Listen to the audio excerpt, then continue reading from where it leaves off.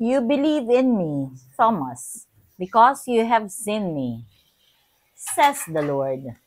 Blessed are those who have not seen me, but still believe. Give thanks to the Lord, for he is good. His love is everlasting. Blessed second Sunday of Easter, and today we celebrate the Divine Mercy Sunday. We praise and thank you, dear God, for another day of life. We praise and thank you for the gift of love, the gift of family, of community, of belongingness, and the gift of today. Today, we praise and thank you for allowing us to be sharers or facilitators in a recently concluded another pre-K na Zoominar. We praise and thank you, dear God, for your message. In today's gospel, we are being reminded of your visit, your revelation to the disciples, wherein Thomas was absent. And the reason why Thomas would like to see you in flesh, because hindi siya naniwala na ikaw ay buhay. Which may be the case also of some of us na, di ba, it's not easy to believe. Lalong-lalo na kung hindi mo naman alam talaga kung ano ang dapat paniwalaan. Marami kang naririnig, iba't ibang version. So, you really do not know which is which and what is what.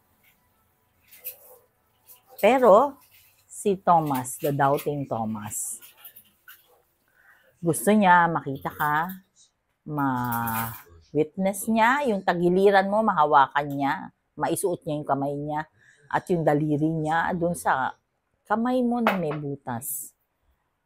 At hindi mo siya kinondem or hindi mo siya ginudge.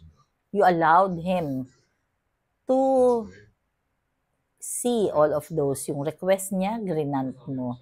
Ikaw, Panginoon, ay isang tunay na Panginoon kung saan you allow us to think, you allow us to welcome negativities, you allow us to doubt, you allow us to you respect the free will. Naisip ko nga, kung ako kaya, if I will be one of your disciples, sino kaya ako doon? Ako ba doon si Peter and John? O si Thomas ba? O ako ba yung magkakanulo sa'yo? Hindi ko alam. Honestly, I really do not know. Kaya nga naman, patuloy na pinagdadasal ko na sana I'll be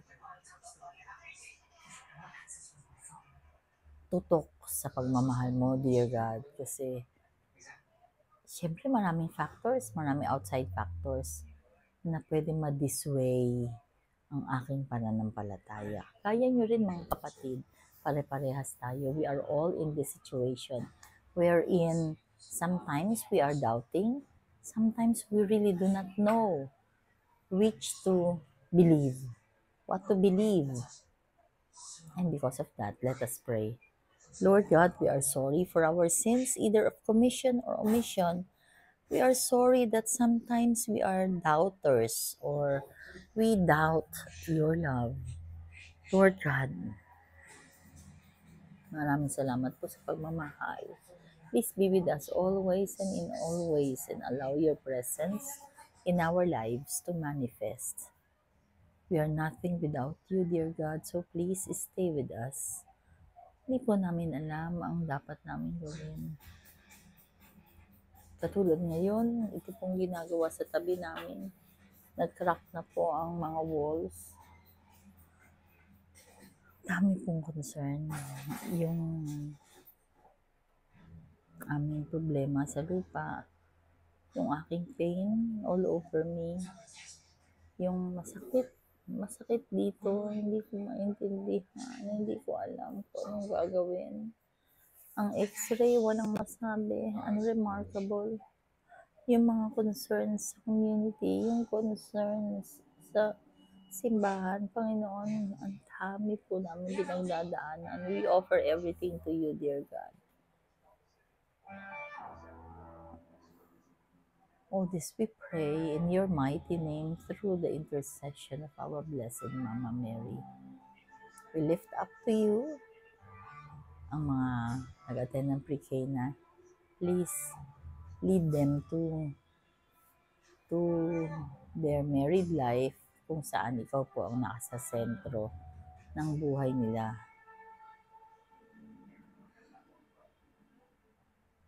All this we pray in Jesus' mighty name. Amen. Blessed Sunday once again. God bless us all.